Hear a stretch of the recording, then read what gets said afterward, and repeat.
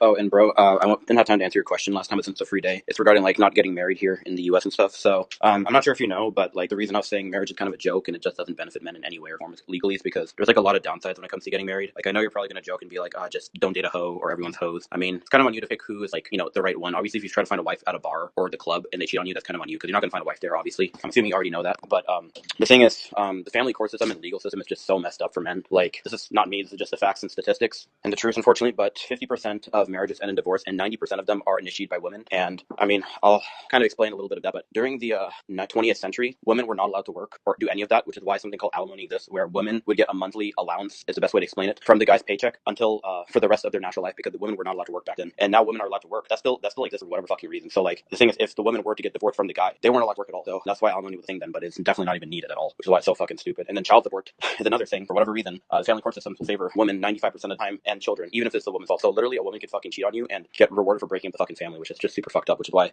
it's not even like worth getting married. Like there's no benefit in getting married at all, which is just ridiculous. I mean, chivalry is dead and women killed it. I mean, not all women are like that, but most of them are here. Unfortunately, it is what it is. Like if I'm gonna be honest with you, bro, you'd have better chance of finding a good housewife in China than here, unless you just look in the right places like churches or a fucking library. But I still am not taking my chances because I can't predict the future. I don't know the future, so there's no way I can know that. So I'm not taking my chances. It would have to be a very exceptional woman for me to at least legally get married here, which is a very low chance. And also to mention about child support, even if the child is not yours, you still have to fucking pay for it the majority of the time. Very rarely do men get custody or get alimony from the woman, which is only like 5% of the time. And to make things worse, when you pay money monthly for child support to the woman, the government does not monitor what she does with that fucking child support money. She can spend it on her fucking new boyfriend or go for a girls' night out, get some fucking drinks, and it's just honestly super fucked up because a woman makes stupid dumb hoe shit mistakes and then you're the one paying for it, which is dumb. What's even worse is that you're required to pay for her lawyer most of the time, and you're also required to pay the mortgage that you can't for the house, which you can't even fucking live in anymore. Oh, and to also make things worse, she has the right to take your money and probably like half your property, which you earned when she wasn't there. So like all the money and stuff you earned and saved up for to get that property, she has access to it, which doesn't even make any sense. It's like I said, they're outdated rules, alimony, property, etc. But women can work now, so I don't know why the fuck that's still a thing. So